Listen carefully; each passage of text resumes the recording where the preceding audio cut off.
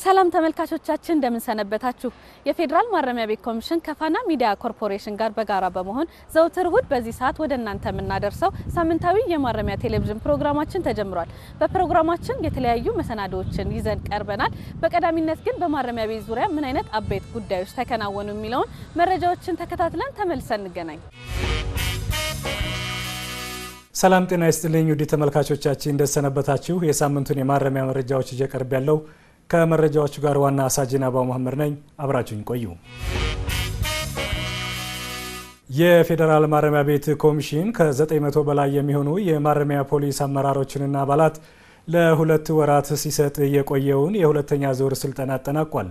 በስልጠና ማጠቃለያው ላይ ተገኝተው የሥራ መመሪያ የሰጡት የፌዴራል ማረሚያ ቤት ኮሚሽን ኮሚሽነር ጄኔራል የሉስ ሙሉ ባስተላለፉት መልእክት ማረሚያ ቤቶች በብዙ መመዘኛ በለውጥ ጎዳና ላይ ቢሆንም በአንዳንድ አመራሮችና አባላት በሚፈጠሩ ክፍተቶች ምክንያት ኮሚሽኑ ተልዕኮውን በብቃት ለመወጣት ሲፈተን መቆየቱን አስታውሰዋል።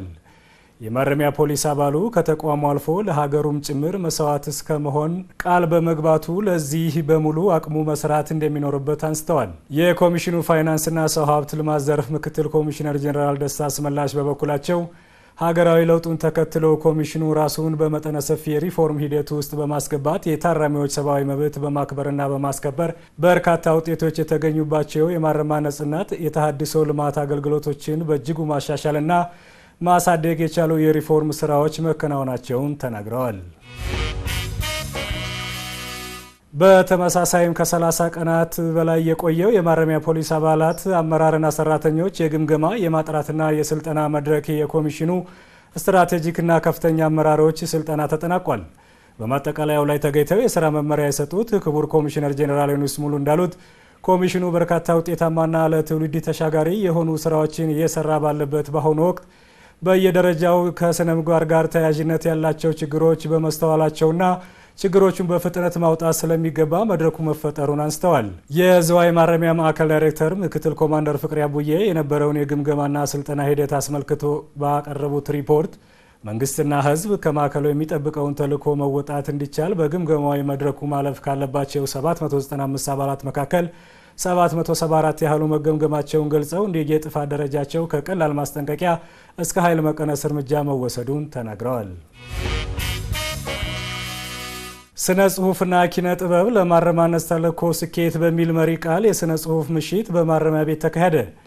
የህግ ታራሚዎች የእርስ በርስ ግንኙነታቸው እንዲጎለብት የኪነ ጥበብ ዝግጅት ስራዎች ሚናቸው የጎላ እንደሆነም ተመላክቷል። የፌዴራል ማረሚያ ቤት ኮሚሽን ኮሚሽነር ጄኔራል የሉስ ሙሉ በኪነ ጥበብ ዝግጅት ላይ ተገኝተው ባስተላለፉት መልእክት የህግ ታራሚዎች የርምት ጊዜያቸውን አጠናቀው ወደ ማህበረሰቡ ሲቀላቀሉ አምራችና ህግ አክባሪ ዜጎች ሆነው እንዲኖሩ ኪነ ጥበባዊ ስራዎች ሚናቸው የጎላ መሆኑን ተናግረዋል።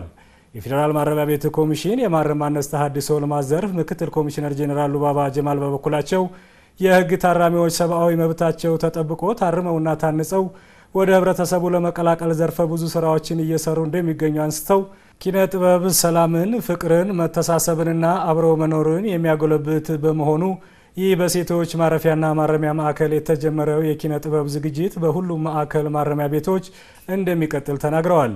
በዝግጅቱ ትምህርታዊ ጽሑፎች፣ አስተማሪ ጭውውቶች፣ ግጥሞች እንዲሁም የተለያዩ ጣዕመ ዜማዎች ቀርበዋል። የኦሮሚያ ማረሚያ ቤት ኮሚሽን በሸገር ማረሚያ ማዕከል ያስገነባው የወጣት ጥፋተኞችና የሴት ታራሚዎች የመኖሪያ ማዕከል አስመርቋል። በምረቃ ስነ ስርዓቱ ላይ የተገኙት የኦሮሚያ ማረሚያ ቤት ኮሚሽን ኮሚሽነር ሻፊ ሁሴን ማረሚያ ቤቶች በለውጥ ጎዳና ላይ መሆናቸውን በማንሳት በአሁኑ ሰዓት ዓለም አቀፍ ተሞክሮችና ህገ መንግስታዊ አያያዞችን መሰረት ያደረገ የወጣት ጥፋተኞችና የሴት የህግ ታራሚዎች መኖሪያ ማዕከል አስገንብቶ ለምርቃት ማብቃቱን ተናግረዋል። የሴንተር ፎር ጀስቲስ ዋና ዳይሬክተር ኩምሳ ጉተታ በበኩላቸው ድርጅታቸው በተለያዩ የማረሚያ ቤቶች የሚገኙ የህግ ታራሚዎችን ታርመውና ታንጸው አምራችና ህግ አክባሪ ዜጋ ሆነው ወደ ማህበረሰቡ እንዲቀላቀሉ እየሰራ መሆኑን ተናግረዋል። የሸገር ማረሚያ ማዕከል ዳይሬክተር ረዳት ኮሚሽነር ዋጋሪ ጫላ ማረሚያ ቤቱ በፍርድ ቤት ውሳኔ የሚላኩ የህግ ታራሚዎችንና የቀጠሮ እስረኞችን ተቀብለው መሰረታዊ ፍላጎታቸውን በማሟላት አርሞና አንጾ ወንጀልን የሚጠየፉ ዜጎች ሆነው ወደ ማህበረሰቡ እንዲቀላቀሉ በትኩረት እየሰራ መሆኑን ተናግረዋል። ተመልካቾቻችን የሳምንቱ የማረሚያ መረጃዎች እስካሁኑን ይመስሉ ነበር። ቀሪ የማረሚያ ዝግጅቶች ይቀጥላሉ። መልካም ጊዜ። መረጃዎችን ተከታትለን ተመልሰን ተገናኝተናል። የኮሚሽኑ ተገልጋዮች በሙሉ የህግ ታራሚ ቤተሰብ፣ መንግስታዊና መንግስታዊ ያልሆኑ ድርጅቶች እንዲሁም የባለድርሻ አካላት የፌዴራል ማረሚያ ቤት ኮሚሽን የነጻ የስልክ መስመር ቁጥራችን 6604ን ተጠቅማችሁ ሀሳብ አስተያየታችሁን እንድትሰጡን እየጋበዝን በመቀጠል ወደ እናንተ የምናደርሰው ፕሮግራማችን የፌዴራል ማረሚያ ቤት ኮሚሽን ማሰልጠኛ ተቋሙን ወደ ኮሌጅነት ለማሳደግ ከካሪኩለም ቀረጻ ጀምሮ የሞጁል ዝግጅት አሁን ያለበት ደረጃ ምን ይመስላል የሚለውን ከፕሮግራሙ ተከታትለን ተመልሰን እንገናኝ።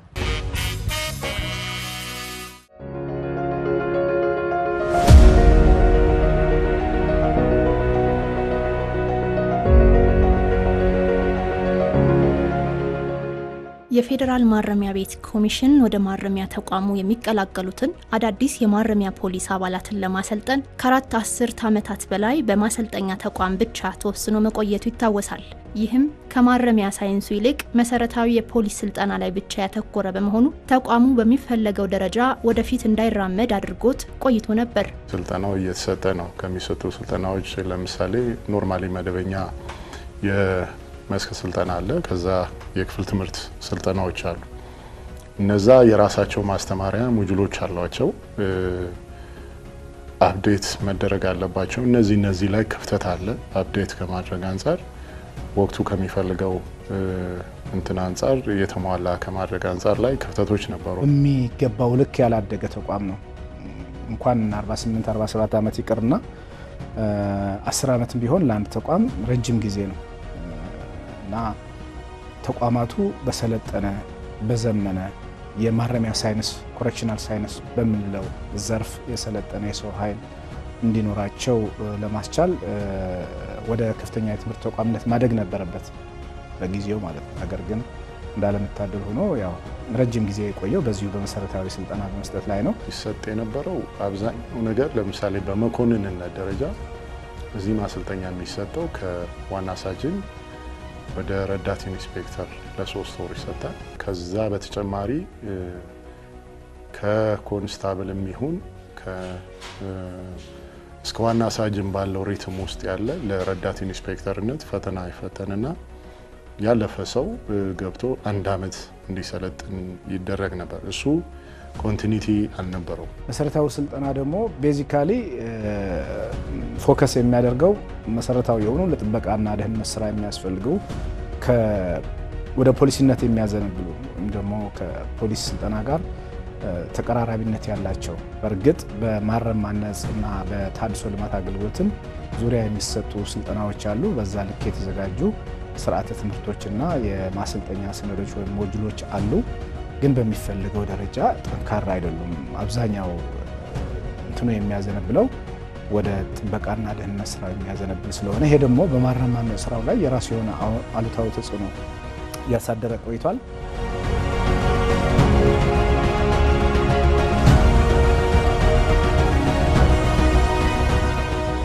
ሀገራዊ ለውጡን ተከትሎም ተቋሙ ራሱን እንዲያሻሽል እድል በማግኘቱ የፌዴራል ማረሚያ ቤት አመራሮችን ጨምሮ በሀገሪቱ ካሉ የክልል ማረሚያ ቤት ኮሚሽነሮችና ከሚመለከታቸው አካላት ጋር በጋራ በመሆን ሰፊ ጥናት በማድረግ የአሌልቱ ማሰልጠኛ ተቋምን ወደ ኮሌጅነት ለመቀየር የሚያስችል የኮሌጅ ግንባታ በ2014 ዓመተ ምህረት ማስጀመር ችሏል። የዛሬ 10 ወር 11 ወር አካባቢ ነው ከኢትዮጵያ ፖሊስ ዩኒቨርሲቲ ጋር ውል የገባ ነው። በዚህ ጊዜ ውስጥ በተቻለ መጠን አስፈላጊ የሚባሉ የኮሌጅ የህግ ማዕቀፎችና የድህረ ምረቃ ዲፕሎማ ፕሮግራምን ደግሞ ለማስጀመር የሚያስችል ስርዓተ ትምህርት፣ ሲሌበስ፣ ሞጁሎች እና ሌሎች የተያያዘ ስራዎች አልቀው ዛሬ ፓርሻሊ ማለት ነው። ምክንያቱም ፓርሻሊ ምለው ለምንድነው በከፊል ምለው ፕሮግራሙ ከኢትዮጵያ ፖሊስ ዩኒቨርሲቲ ጋር የተፈራረምነው ፕሮግራም 3 ነገሮችን የያዘ ነው። አንደኛ ፕሪዝን ማኔጅመንት ሬጉላር የሚባል አለ፣ በዲግሪ ፕሮግራም ነው። ሁለተኛ ፕሪዝን ማኔጅመንት ለውስጥ ሰራተኞች ደግሞ አንድ ፕሮግራም አለ። ሶስተኛ ደግሞ የድህረ ምረቃ ዲፕሎማ ፕሮግራም ነው እና እነዚህ 3 ፕሮግራሞችን የሚያካትት ስለሆነ ስምምነቱ ቅድም እንዳልኩት በተቻለ መጠን የድህረ ምረቃ ዲፕሎማ ፕሮግራሙን ቀድመን ለመጀመር እንዲያስችለን እሱን በመጀመሪያ ፌዝ ነው ያደረግነው። ስራ ስንጀምሮ በሁለት ምዕራፍ ነው የከፈለው። የመጀመሪያ ምዕራፍ ሞጁል ብቻ ሳይሆን አንደኛ የፍላጎት ዳሰሳ ጥናት አድርገናል፣ ዓለም አቀፍ ተሞክሮን በመቀመር ጭምር። ሁለተኛ ሞጁል ይሄ ስርዓተ ትምህርት የማዘጋጀት ስራ ሰርተናል። ሶስተኛ ለኮሌጅ የሚያስፈልጉት መሰረታዊ የህግ ማዕቀፎች፣ መዋቅሮች፣ መመሪያዎች፣ የሰነድ መተዳደሪያ ደንብ፣ የተማሪዎች መተዳደሪያ ደንብ ጋር ተያይዞ የሚገኙ በርካታ የህግ ማዕቀፎች አንድ ኮሌጅ ሊያስብሉ የሚችሉትን አዘጋጅተናል። አራተኛ ከዛ በመነሳት ደግሞ ለካሪኩለም ለተዘጋጀው ካሪኩለም የሚያስፈልጉ 24 ሞጁሎችን አዘጋጅተናል። ይሄ የመጀመሪያ ምዕራፍ ስራችን ነው ማለት ነው። በቀጣይ ሁለተኛ ምዕራፍ ልንሰራው ያቀድ ነው 2 የዲግሪ ፕሮግራሞች ሊያስከፍቱ የሚችሉ 2 ስርዓተ ትምህርቶች እንዲሁም ለስርዓተ ትምህርቶች የሚያስፈልጓቸው ወደ 50 የሚጠጉ ተጨማሪ ሞጁሎች እናዘጋጃለን። አንድ ከፍተኛ የትምህርት ተቋም ከፍተኛ የትምህርት ተቋም ሆኖ እንዲወጣ ወይም ደግሞ እውቅና ፍቃድ እንዲያገኝ መሟላት ያለባቸው ነገሮች በጣም በርካታ ናቸው። ቼክሊስቱ ከፌዴራል ትምህርትና ስልጠና ባለስልጣን ቼክሊስቱ ወስደናል። አንደኛው መሰረተ ልማት ነው፣ ኢንፍራስትራክቸር ማለት ነው። መሰረተ ልማቱ ቅድም እንዳልኩሽ እንዳውም አሁን እየተገነባ ያለው መሰረተ ልማት በኮሌጅ ደረጃ አይደለም፣ ከዛም በላይ ዩኒቨርሲቲ መሆን የሚችል ትልቅ መሰረተ ልማት ነው እየተገነባ ያለው። አሁን የመጀመሪያው ፌዝ ያለቀው መሰረተ ልማትም በእርግጠኝነት በኮሌጅ ደረጃ ብቻ ሳይሆን ከዛም በላይ እውቅና ሊያሰጥ የሚችል ነው ከመሰረተ ልማት አንጻር ከታየ ማለት ነው። ውስጥ ያለውን መሰረተ ልማት በተመለከተ ላይብረሪ አለ። ከላይብረሪው ፓራላሊ ዶርሚተሪዎች አሉ። ዶርሚተሪዎቹ ለመጀመሪያ ለመደበኛ ሰልጣኝ ወይም ደግሞ ለምልምል ራሱን የቻለ ዶርም አለ። ለመኮንን ወይም ደግሞ ለማረሚያ ፖሊስ የሚገባ ሰው ራሱን የቻለ ዶርም አለ። ዶርሞቹ የሴትና የወንድ በሚል ካቴጎራይዝድ የተደረጉ ናቸው። ሌላው አድሚን የነሱ የትምህርት እንዳለ ሆኖ የተማሪዎቹ ማቴሪያል ወይም ዶርሚተሪዎቹ እንዳሉ ሆኖ ፓራላሊ አድሚኒስትሬሽን ሲስተሙም ደግሞ ራሱን የቻለ ሳቢና ምቹ የሆነ ቢልዲንግ ይፈልጋልና እሱም ተሰርቷል። የሴኔት ሌጂስሌሽን የሚባል አለ፣ የሬጂስትራር ፖሊሲ የሚባል አለ፣ ደንብ አለ። ደንቡ የሚጸድቀው በእርግጥ በሀገሪቱ ሚኒስትሮች ምክር ቤት ነው። ግን ያ እስኪሆን ድረስ ደግሞ በመመሪያ ደረጃም በሚመለከተው የመንግስት መስሪያ ቤት አጸድቆ ማስጀመር የሚቻልበት እድል እንዳለ እያየን ነው። ስለዚህ መመሪያ አለ። ሌሎችም ደግሞ በጣም ዲቴይል የሆኑ የህግ ማዕቀፎች አሉ። እነዛ የህግ ማዕቀፎች ተዘጋጅተዋል። ስለዚህ ከስርዓተ ትምህርትና ከአስፈላጊ የህግ ማዕቀፎች አንጻር ሲታይም በጥሩ ሁኔታ ተዘጋጅቶ እዚህ ደረጃ ላይ የደረሰበት ሁኔታ ነው ያለው። የዲግሪ ፕሮግራሞቹ የሚጠናቀቁ ስራዎች መኖራቸው እንደተጠበቀ ሆኖ ማለት ነው።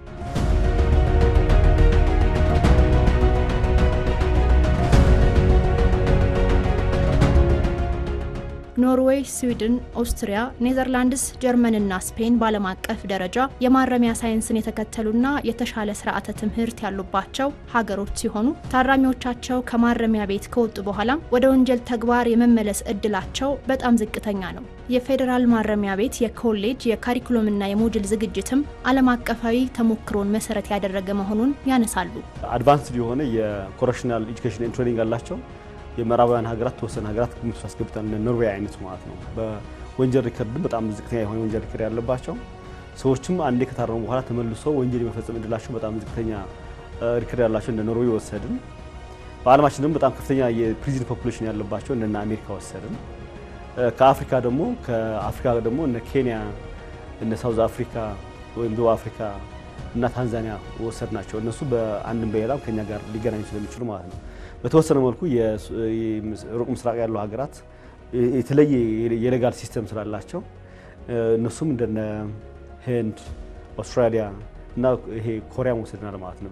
በይሄ ስራ በምንሰራበት ሰዓት ነው። አካዳሚክ ስታፉ የኮሌጁን ስታፍ ጨምሮ አስተማሪዎችን፣ ሌክቸረሮችን የሚጨምር ነው። ይህን በተመለከተ ደግሞ መመሪያዎችም አሉ፣ መስፈርቶችም አሉ። በፌዴራል የትምህርት ሚኒስቴር የወጣ ህግ አለ።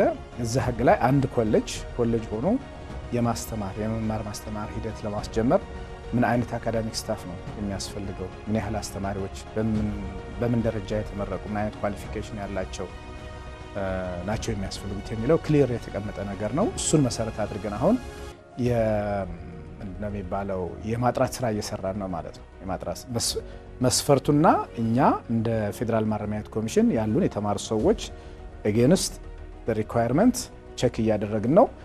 በእኛ በኩል ሙሉ በሙሉ የሚሸፈን ከሆነ የሚሸፈንበት እድል ይኖራል። በእኛ በኩል ሙሉ በሙሉ የማይሸፈን ከሆነ ደግሞ ለዚህም መፍትሄ ያስቀምጠዋል ህጉና ከሌሎች ዩኒቨርሲቲዎች ጋር ጆይንትሊ የሚሰራበት የህግ ማዕቀፍም አለ።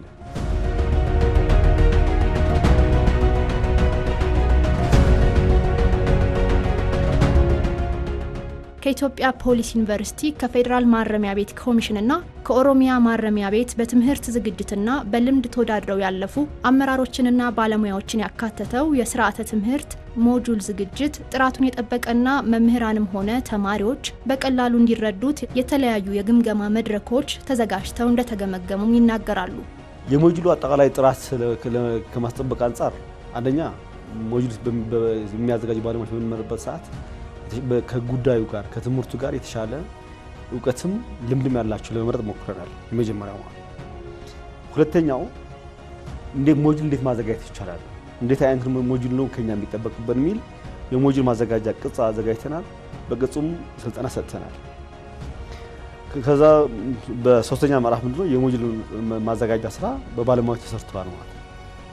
በመቀጠል አንድ ሞጁል ከትምህርት አሰጣጡ ከይዘቱ ከአጠቃላይ ከቋንቋው ጭምር መገምገም ስላለበት ባለሙያዎችን መድበን በጉዳዩ ወይም በዘርፉ ላይ የተሻለ ልምድም እውቀትም ያላቸው ባለሙያዎች መድበን ሞጁሎችን የማስገምገም ስራ ሰርተናል። ሰልጣኝ የሚመገብበት ካፍቴሪያ ኦልሞስት እስከ 734 ሰው በአንዴ ማስተናገድ የሚችል ካፍቴሪያ፣ ሁሉም ነገር ወፍጮም እዛው የያዘ ስላውቴሪያ፣ ይሄ ማረጃ ምናምን የሚባለውን ማብሰያ፣ እያንዳንዱን ከኪችን ጀምሮ ሙሉ ማቴሪያል የሚይዝ ተገንብቷል። ስለዚህ ተማሪዎች ሲመጡ የሚቸገሩበት ነገር የለም። አንደኛ ሎከሮች ሁሉ በየዶርሙ ገብቷል። ጫማ ማስቀመጫዎች አሉ። የውሃ ሲስተሙ ተዘርግቷል። የውሃ ቁፋሮ ነው የሚቀረው። የውሃ ቁፋሮ ደግሞ ኦልሬዲ አሁን የሚሄድበት ስለሆነ እንደ ኮሚሽንም የተያዘ እቅድ ስለሆነ እሱ ይሄዳል እና የሳኒቴሽን ሲስተም ሽንት ቤት የሶዌሬ ሲስተሙ ራሱ ተዘርግቷል። ስለዚህ የመጀመሪያው ለተማሪ ምቹ ሁኔታ መፍጠር ስለሆነ እነዚህ ምቹ የሆኑ መደላድሎች ተገንብተዋል ወይም ተከናውነዋል።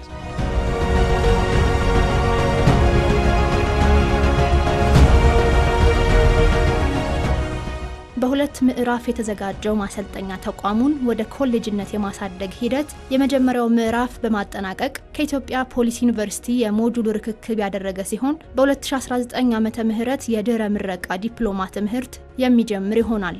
የዲግሪ ትምህርትን ለመጀመር የሚያስችሉ የሞጁል ዝግጅቶችን ማጠናቀቅ ደግሞ የቀጣይ የትኩረት አቅጣጫ ነው። መጀመሪያ የምናስጀምረው የድህረ ምረቃ ዲፕሎማ ፕሮግራም ነው።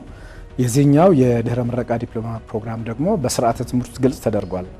በሁለት ዓመት ጊዜ ውስጥ ነው የሚመረቁት። በዚህ በድህረ ምረቃ ዲፕሎማ ፕሮግራም ተምረው የሚመረቁት ወጣት መኮንኖች ነው የሚሆኑት እና እነዚህ ወጣት መኮንኖች በሁለት ዓመት ጊዜ ነው ስልጥነው ወይም ደግሞ ተምረው የሚመረቁት። የዲግሪዎቹ ደግሞ 4 ዓመት ነው።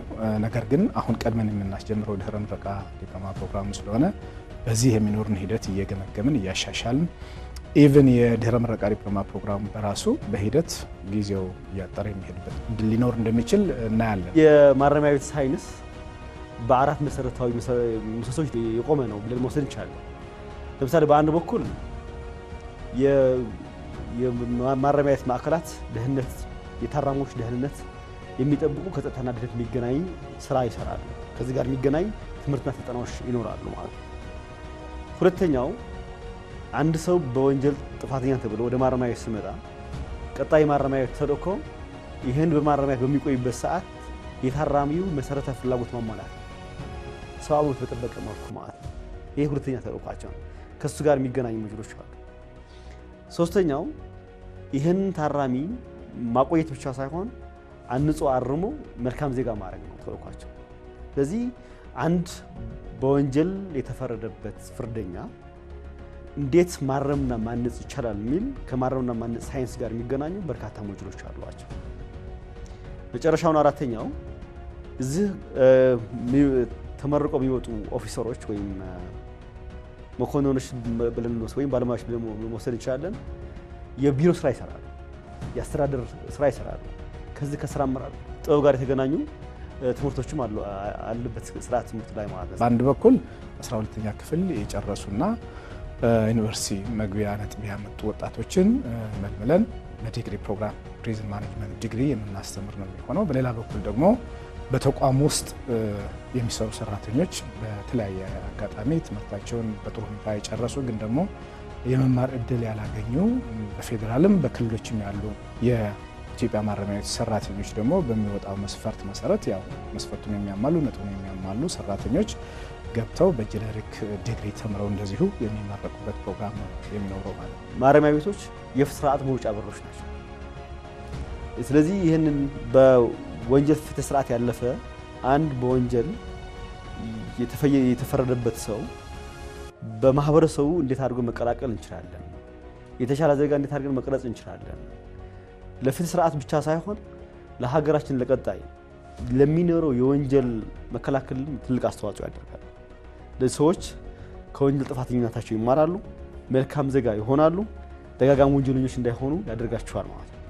ስለዚህ ይህን ሁሉ ዘርፈ ብዙ ያለው ተቋም ነው እየተገነባ ያለው ማለት ነው እና የዚህ ታሪክ አካል መሆናችንም እኔም እንደ ግለሰብ ወይም እንደ ባለሙያ ተቋምም እንደ ተቋም በጣም ደስ ይላል። ማረሚያ ቤት ውስጥ የሚሰራው ስራ ወይም ደግሞ የማረሚያ ቤት ተልዕኮ ዋናው ቁልፉ የማረም ማነጽና ተሃድሶ አገልግሎት ስራው ስለሆነ በተለይ እዚህ ላይ የሚመደቡ የሚቀጠሩ ባለሙያዎች በሙያው ላይ በቂ እውቀትና ክህሎት ያላቸው መቻል አለባቸው ማለት በሰው አእምሮ ላይ የሚሰሩ ሰዎች ናቸው። በህግ ታራሚዎች አእምሮ ላይ ለውጥ ለማምጣት የሚሰሩ ሰዎች ናቸው። ስለዚህ ከህግ ታራሚዎቹ የተሻለ በጉዳዩ ላይ በቂ እውቀትና ክህሎት የጨበጡ ሰዎች አቲቲዩድ ያላቸው ሰዎች መሆን ስላለባቸው ይህንን ኮሌጅ ተከፍቶ በዚህ ደረጃ ብቃት ያላቸው ባለሙያዎች ማፍራት መቻሉ በዚህ የማረም ስራው ላይ ከፍተኛ የሆነ ለውጥ ይኖራል፣ ኢምፓክት ይኖራል የሚል እምነት አለን። ኮሌጁ ወይም አሁን እነዚህ ሳፖርቲቭ የሆኑ ኮርሶች ሲዘጋጁ ለዚህ ለኮሌጁ አጋዥ ሆኑ ከካሪኩለም ከሞጁል ጀምሮ ሲዘጋጅ ጊዜውን የዋጀ በትክክል ኢንተርናሽናል ኤክስፔሪየንስን ያካተተ ለማረም ማነጽ ትልቅ አስተዋጽኦ የሚኖራቸው ናቸው ትምህርቶቹ በራሳቸው። ከዚህ በፊት በፖሊስ ዩኒቨርሲቲ የፖሊስ ሳይንስን ነው አብዛኛው ካዴት ተምሮ የሚወጣው። አሁን ላይ ግን በራሱ ቅኝት የራሱን ተልዕኮ የራሱን ቪዥን የሚያሳካበት ቱልስ ነው ማለት ነው። ስለዚህ ለማረም ማነጽ ትልቅ አስተዋጽኦ አለው። የኮሌጁ ትምህርትና ስልጠና መጀመር እንደ ሀገር ያለው አስፈላጊነት የጎላ በመሆኑና ከዚህ በፊት የነበረውን የማረሚያ ቤት ታሪክ የሚቀይር በመሆኑ ከዚህ በኋላ በሚሰሩ ስራዎችም የሚመለከታቸው አካላት ተቋሙን እንዲደግፉ ጥሪ ቀርቧል። የማረሚያ ማሰልጠኛ ተቋም እንዲሁም የፌዴራል ማረሚያ ቤት ኮሚሽን እንዲሁም በሀገራችን ደግሞ በተለያዩ ክልል ያሉ የማረሚያ ቤት ባለሙያዎች የተማሪ ሰው ኃይል በርካታ ሰው ኃይል ነው ያላቸው። ስለዚህ ለትምህርቱ አሰጣጥ በተወሰነ መልኩ የመማር ማስተማር ዘዴ ሰጠ መምህራኖች መሆኖችን በሀገር አቀፍ ስታንዳርድ መልምለ መምህር አድርጎ ካላቸው ተሞክሮና ልምድ አንጻር ቢያስተምሯቸው የተሻለ በመምህራን ክፍተት ባለባቸው ጉዳዮች ደግሞ የኢትዮጵያ ፖሊስ ዩኒቨርሲቲ አስፈላጊ የሆነ የመምህራን ድጋፍ ያደርግላቸዋል። በመሰረቱ ማረሚያ ቤቶችን ክፍት አድርገን ከማረሚያ ቤት ጋር በቅንጅትና በአጋርነት በመስራት በማረም ማነጽ ሂደት ላይ አስተዋጽኦ ሊያደርጉ ለሚችሉ ማናቸውም ግለሰቦች፣ መንግስታዊ ተቋማትና መንግስታዊ ያልሆኑ ተቋማት በራችንን ክፍት አድርገን በልኩ ማለት ነው። ህጎች አሉ፣ የአሰራር ስርዓቶች አሉ። እነዚያ ህጎችና የአሰራር ስርዓቶች እንደተከበሩ ሆነው ነገር ግን ደግሞ በራችንን ከፍተን ከሁሉም ጋር ለመስራት ፈቃደኛ ሆነን ነው እየሰራን ያለ ነውና ሁሉም ተቋማት ከኛ ጋር መጥተው በትብብር በአጋርነት ቢሰሩ በሀገር ላይ ኢምፓክት ያመጣሉ እና በሚሰሩት ስራም እርካታ ያገኛሉ የሚል እምነት አለን። ስለዚህ በዚህ አጋጣሚ ጥሪ ማድረግ እንፈልጋለን።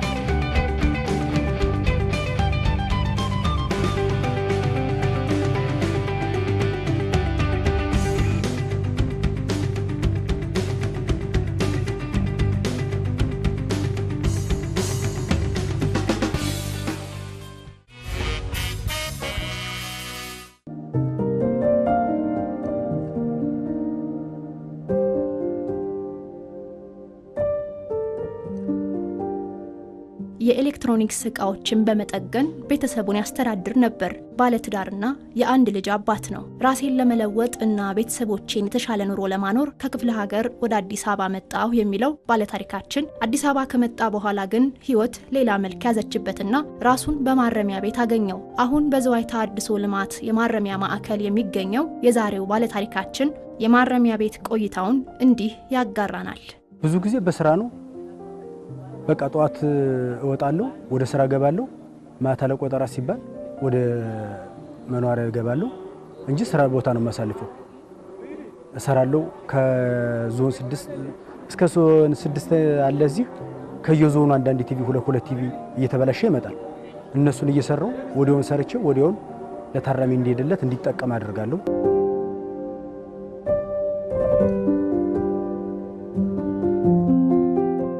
ማረሚያ ቤት በመግባቴ ባለቤቴ ላይ ተጨማሪ ጫና ፈጥሬባታለሁ የሚለው የህግ ታራሚው ምንም እንኳ የማረሚያ ቤት ቆይታዬን በስራ ላይ ላሳልፍ እንጂ ያጣሁት ግን ብዙ ነው ይላል። እኔ ልጄን አጥቻለሁ፣ ባለቤቴን አጥቻለሁ።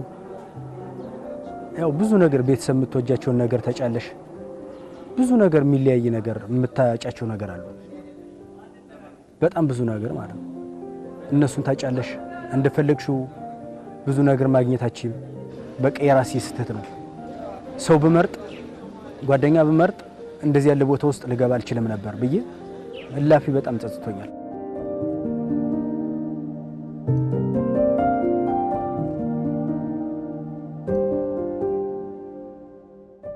የተሳሳተ የጓደኛ ምርጫው ዋጋ እንዳስከፈለው የሚናገረው ባለታሪካችን ሁሉም ሰው የሚሰራውን ስራ ከማን ጋር መስራት እንዳለበት መምረጥና ከወንጀል ተግባር መራቅ አስፈላጊ ነው ሲልም ይመክራል። ብቻ እኔ አይቼዋለሁ፣ ግን ሌላ ሰው ውጭ ላይ ወጥቼ ሌላ ሰው እንደዚህ ያደርጋለሁ ወይም የሆነ ነገር ሲል ባይ ሌላ ሰው አስተምራለሁ እንጂ እኔ ስህተት ውስጥ እንዲገባ ምንም ነገር ወንጀል ውስጥ እንዲገባ በጭራሽ አልፈልግም። በቃ ያለውን ነገር አስተምራለሁ። እኔ በምችለው በቃ ከቻልኩ ሰው እረዳለሁ። በቃ እንደዚህ በቃ መጥፎ እንደሆነ ወንጀል በጣም አስቀያሚ የምትወጃቸውን ቤተሰቦች የምትወጃቸውን በቃ ባለቤት ልጅ እንደሚያሳጣ አስረዳለሁ።